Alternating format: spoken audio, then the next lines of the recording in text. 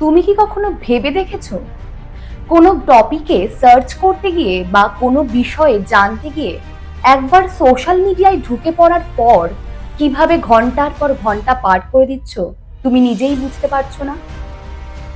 যদি ভেবে না থাকো তাহলে এই সাংঘাতিক বিষয় নিয়ে এবার ভাবা শুরু করে দাও।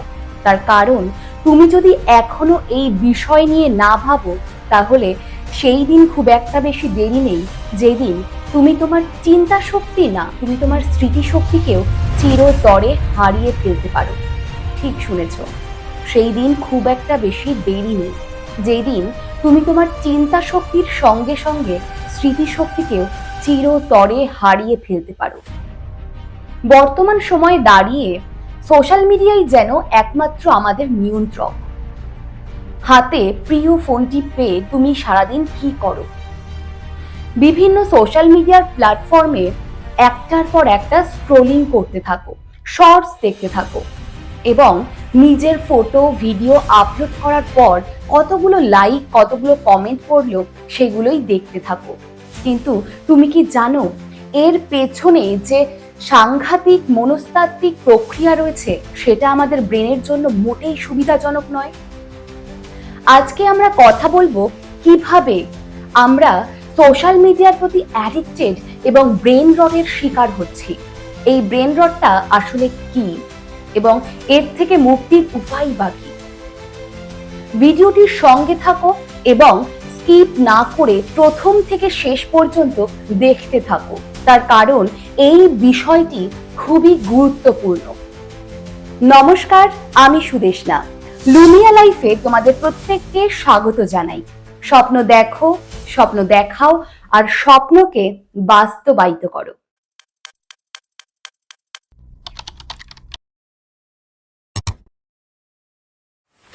দিনের বেশিরভাগ সময়টা তুমি তোমার হাতে থাকা স্মার্টফোনের মধ্যে সোশ্যাল মিডিয়ার জগতেই নিজেকে আবদ্ধ করে রাখো।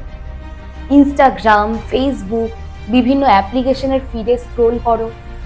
একটা শর্টস দেখার পর আরেকটা, তারপরে আরেকটা, এই করতে করতে তোমার শর্টস দেখা যেন শেষই হয় না। এই সমস্ত অ্যাপ্লিকেশনে নিজের কোনো ফটো বা ভিডিও পোস্ট করার পর কে তোমার ফটোতে বা তোমার ভিডিওতে কমেন্ট করলো, কতগুলো লাইক করলো বা তোমাকে কে ফলো করলো, এই নোটিফিকেশনগুলো হাজার কাজের মধ্যে তুমি 2 মিনিট অন্তর অন্তর চেক করো। কিন্তু তুমি কি জানো এই সমস্ত কিছুর পেছনে রয়েছে আমাদের ডোপামিন সিস্টেমের সাইকোলজিক্যালি একটা গ্যাপ। এই যে তোমার ফটোতে বা তোমার ভিডিওতে কতগুলো লাইক পড়লো বা কে কমেন্ট করলো, এইগুলো যেন আমাদের ব্রেনের কাছে এক একটা রিওয়ার্ড। এক একটা কমেন্ট করা, এক একটা লাইক করা যেন রিওয়ার্ড পাচ্ছে, একটা কোনো বড় কাজের রিওয়ার্ড পাচ্ছে ব্রেন। কিন্তু এই ব্রেনের কাছে যেটা রিওয়ার্ড, সেই রিওয়ার্ডই তোমাকে ঠেলে ফেলে দিচ্ছে এই ট্র্যাপের আরো গভীরে। ধরো একটা এক্সাম্পল দিয়ে বোঝাই। তোমাকে এখন বলা হলো তোমার পছন্দের খাবার সাজিয়ে তুমি খাও। 2 মিনিট যেতে না যেতে, তোমার খাওয়া কমপ্লিট না হওয়ার আগেই আবার বলা হলো এখন যাও দৌড় শুরু করো। তুমি দৌড়াচ্ছ, তোমার গন্তব্যে না পৌঁছানোর আগেই তোমাকে আবার বলা হলো তুমি একটু ঘুমিয়ে নাও। তারপরে 1 মিনিট পর আবার বলা হলো যাও তুমি আবার হাঁটতে শুরু করো। তোমার কেমন লাগবে? তোমার শরীর এই যে ম্যাটারগুলো এগুলো কিন্তু নিতে পারবে না, তুমি বিরক্ত হয়ে যাবে। আমাদের ব্রেনের সঙ্গেও ঠিক সেটাই হয়। তুমি যখন একটা শর্টস দেখো, ধরো এমন একটা শর্টস দেখছো যেটা তুমি খুব ইমোশনাল হয়ে গেছো, আবার ধরো তারপরেই 1 মিনিট পর এমন একটা কমেডি শর্টস দেখছো যেখানে তোমার ডোপামিন লেভেল খুবই হাই হয়ে যাচ্ছে, তারপরেই আবার এমন একটা শর্টস দেখলে যাতে তোমার খুব রাগ হচ্ছে। এর ফলে কি হয়? এর ফলে কখনো আমাদের ডোপামিন লেভেল এতটাই হাই হয়ে যায়, ঠিক তার পরের মুহূর্তে ততটাই ডাউন হয়ে যায়। এতে আমাদের ডোপামিনের যে কন্ট্রোল সেটা ব্যাঘাত ঘটে। এর ফলে তোমার ইমোশনসগুলো তোমার মধ্যে কাজ করা বন্ধ করে দেয়, ইমোশনের ওপর প্রভাব পড়ে। আর এই স্বল্প সময়ের ব্যবধানে ইমোশনের চেঞ্জেসের ফলে তোমার ব্রেন কোনো ইমোশনকেই দীর্ঘ সময়ের জন্য ধরে রাখতে পারে না। এই সময়ে তোমার ব্রেন পুরো ইমোশনলেস থাকে। খেয়াল করে দেখবে তুমি যখন সোশ্যাল মিডিয়ায় অ্যাক্টিভ থাকো, তখন তোমার বাড়ির কোনো মেম্বার যদি তোমাকে কোনো কথা বলে বা কোনো কাজের কথা বলে, তুমি হয়তো ইনস্ট্যান্ট কোনো রিপ্লাই দিয়েও দিলে, কিন্তু কিছুক্ষণ পর তুমি বেমালুম ভুলে যাও। তার কারণ ওই সময়ে তোমার ব্রেন অ্যাকশন নিতে পারে না। আর এর প্রধান কারণ এই সোশ্যাল মিডিয়া। কিন্তু তাতে কি হয়েছে, এই যে সোশ্যাল মিডিয়া থেকে তোমার ব্রেন সুইট রিওয়ার্ডসগুলো পাচ্ছে সাময়িক কিছু সময়ের জন্য, আর এই যে রিওয়ার্ডগুলো থেকে তোমার ব্রেনের মধ্যে একটা প্লেজার তৈরি হচ্ছে। আর আমাদের ব্রেন সাময়িক প্লেজার পেতেই পছন্দ করে, তাই এই প্লেজার পাওয়ার জন্য সে সোশ্যাল মিডিয়ার প্রতি অ্যাডিক্টেড হয়ে আছে। এই করতে করতেই দীর্ঘ সময়ের জন্য আমরা সোশ্যাল মিডিয়ায় অ্যাডিক্টেড হয়ে যাই। এবার আসি ব্রেন রটের প্রসঙ্গে। কি এই ব্রেন রট? 2 বছর আগেও এই শব্দটা সম্বন্ধে আমরা কেউই ওয়াকিবহুল ছিলাম না, কিন্তু বিজ্ঞানীদের মতে আমাদের বর্তমান জেনারেশন প্রত্যেকেই কম বেশি ব্রেন রটের শিকার। ছোটবেলা থেকে আমরা জেনে এসেছি মাইন্ডকে যত ধার দেওয়া যায় আমাদের মাইন্ড তত শার্প হয়। ঠিক যেমন একটা ছুরিকে যত ঘষা যায় ছুরিটি ততটাই ধারালো হয়। কিন্তু বর্তমান সময় দাঁড়িয়ে সোশ্যাল মিডিয়ার বিভিন্ন অ্যাপ্লিকেশনগুলিতে দিনের পর দিন বেসলেস কিছু কন্টেন্ট আমরা প্রতিনিয়ত কনজিউম করে চলেছি। কোথাও কমেডির নামে অকথ্য ভাষায় গালিগালাজ, কোথাও বা বিকৃত অঙ্গভঙ্গি দেখিয়ে নৃত্য প্রদর্শন, কোথাও বা বৌমা শাশুড়ির ঝগড়া। এগুলোই হচ্ছে বর্তমান সময়ের কন্টেন্ট, আর এইগুলোই আমরা দিনের পর দিন গোগ্রাসে গিলে চলেছি। এর ফলে আমাদের মাইন্ড তার স্বাভাবিক প্রোডাক্টিভিটি লেভেলটাই হারিয়ে ফেলেছে। আর এই সমস্ত বেসলেস কন্টেন্টগুলো আমাদের মাইন্ডে জঞ্জালের মতো জমতে জমতে একটা সময় পর পুরো মাইন্ডটাই এই বেসলেস কন্টেন্টে ভরে যায়। এর ফলে আমাদের ব্রেন তার স্মৃতিশক্তি, মননশীলতা এবং চিন্তা প্রক্রিয়াকেও হারিয়ে ফেলতে থাকে।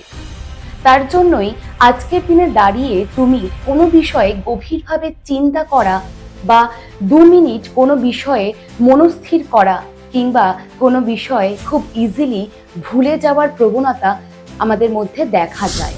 বিজ্ঞানীদের মতে ব্রেন রটের অন্যতম কারণ ডুম স্ক্রলিং। কি এই ডুম স্ক্রলিং? অধিকাংশ মানুষ সোশ্যাল মিডিয়ার বিভিন্ন প্ল্যাটফর্মে ভূত প্রেত জনিত এবং অতিপ্রাকৃতিক বিষয়গুলিকে এতটাই কনজিউম করছে যে এই সমস্ত নেগেটিভ কন্টেন্টগুলো তাদের মাইন্ডে, তাদের ব্রেনে দীর্ঘ প্রভাব বিস্তার করছে, আর যার ফলে তাদের স্বভাবেও এই নেগেটিভিটিগুলো প্রকাশ পায়। আর যার ফলে বর্তমান সমাজেও বিভিন্ন মানুষের হাজার পজিটিভিটির মধ্যেও তারা নেগেটিভিটিগুলোকেই খুঁজে পায়। আর এই নেগেটিভিটি মানসিকতা এবং নেগেটিভিটি দেখা সবার মধ্যে এই মানসিকতাগুলো সেই মানুষটিকে ধীরে ধীরে ধ্বংসের পথে নিয়ে যায়। তাহলে কিভাবে আমরা সোশ্যাল মিডিয়া অ্যাডিকশন এবং ব্রেন রট থেকে মুক্তি পেতে পারি? দেখো, সোশ্যাল মিডিয়া থেকে মুক্তি পেতে গেলে তোমাকে সোশ্যাল মিডিয়া থেকে ডিস্টেন্স ক্রিয়েট করে চলতে হবে। কিন্তু কিভাবে ডিস্টেন্স ক্রিয়েট করবে? ছোট্ট ছোট্ট পদক্ষেপ নিয়ে তুমি সোশ্যাল মিডিয়া থেকে নিজেকে দূরে রাখতে পারো।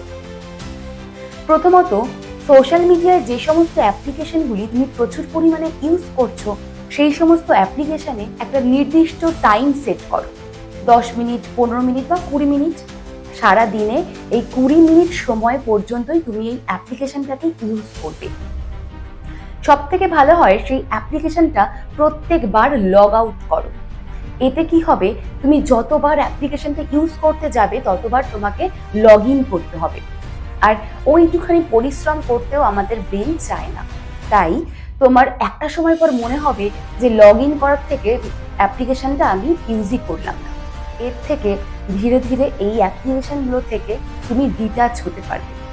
সব থেকে ভালো হয় তুমি তোমার হ্যান্ডসেট থেকে তুমি এই অ্যাপ্লিকেশনগুলোকে আনইনস্টল করে দাও এবং কাজের জন্য তোমার কম্পিউটার বা ল্যাপটপে অ্যাপ্লিকেশনগুলোকে ইনস্টল করো।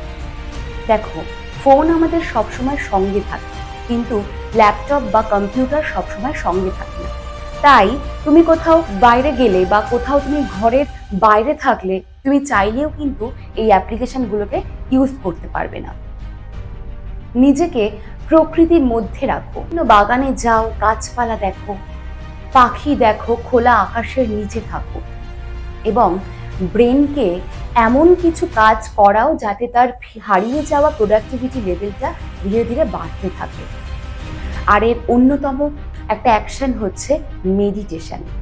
এই মেডিটেশন আমাদের ব্রেনের হারিয়ে যাওয়া কার্যক্ষমতাকে আবার রিচার্জ করতে পারে।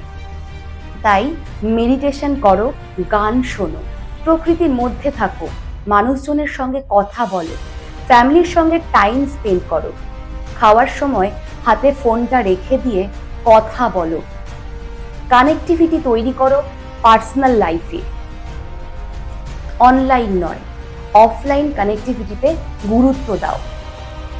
আর এই রকম চলতে চলতেই তুমি সোশ্যাল মিডিয়া থেকে নিজেকে ডিটাচ করতে পারবে এবং তোমার ব্রেনের কার্যক্ষমতা পুনরায় ধীরে ধীরে তুমি ফিরে পাবে। এই ছিল আজকের ভিডিওটি কেমন লাগলো আর কবে থেকে তুমি এই প্রসেসটি শুরু করছো কমেন্টে লিখে অবশ্যই জানাও। ভিডিওটি প্রচুর পরিমাণে শেয়ার করো, লাইক করো এবং আমার চ্যানেলটি সাবস্ক্রাইব করে পাশে থাকা বেল বাটনটি ক্লিক করে দাও। সবসময় পজিটিভ থাকো, মানুষকে পজিটিভ রাখো আর তার সঙ্গে স্বপ্ন দেখো, স্বপ্ন দেখাও আর স্বপ্নকে বাস্তবায়িত করো। লুমিয়া লাইফ, রেডিয়েট পজিটিভিটি, রিজনেট লাভ।